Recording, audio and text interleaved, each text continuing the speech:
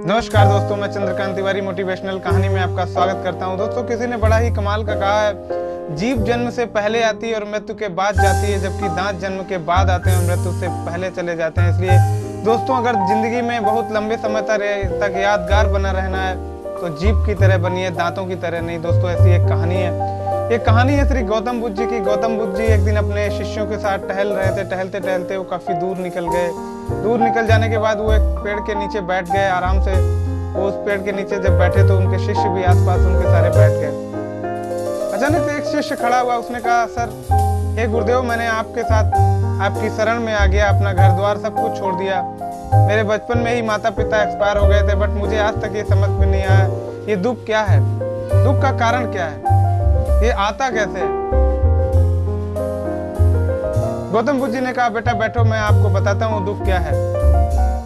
उन्होंने कहा, ये दुख इस एक कहानी के माध्यम से आपको समझाने की कोशिश करूंगा मैं कि कैसे ये दुख आता है। उन्होंने कहा, सर बताइए आप। उन्होंने कहा, एक बहुत समय की पुरानी बात है। एक काफी पैसे वाला इंसान, एक व्यापारी, बड़ी खुशहाल जिंदगी जिया करता था। वो अपना धंधा करता था, आराम से उसके घर में नौकर थे, वो आराम से रहता था।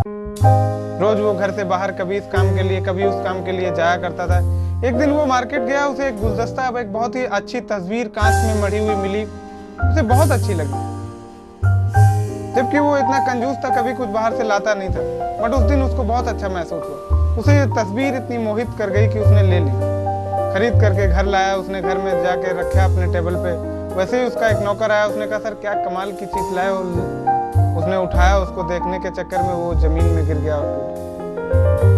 तस्वीर टूट जाने के बाद उस व्यापारी को महसूस नहीं हो रहा था कि वो क्या करे। वो अपने नौकर से भी कुछ नहीं बोल सकता था, क्योंकि नौकर उसका इतना ईमानदार था, इतना बहुत दिनों से उसके यहाँ काम कर रहा था, परोपकारी था कि वो उसको बोल नहीं सकता।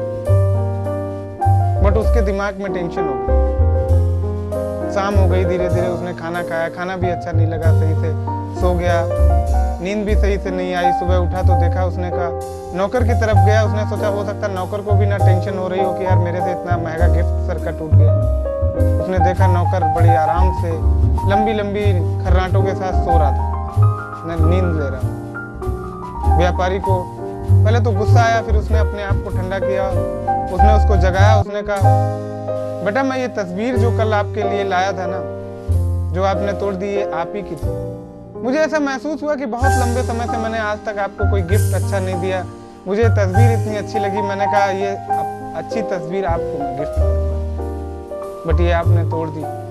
चलो कोई बात नहीं, जो होता है अच्छे के लिए होता है, ये कह करके और वो पैसे वाला इंसान व्यापारी निकल गया। अब इस नौकर को समझ में नहीं आ रहा था कि इसने जो किया कल वो अच्छा नहीं किया। तो इसे लग रहा था वो तस्वीर मेरी थी, मैं इसका हकदार था और मैंने कैसे तोड़ दिया इसे।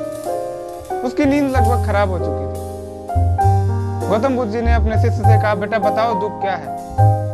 उसने कहा, सर दुख यही है, जब आप अपने दुख को किसी और के साथ ट्रांसफर कर देते हैं तो आपका दुख किसी और के पास चला जाता है। क्योंकि इस दुनिया में कुछ भी परमानेंट नहीं है, सब कुछ टेम्परेरी है। जब टेम्परेरी चीज को आप परमानेंट बना लेते हैं तो वो आपका कारण बन जाती है।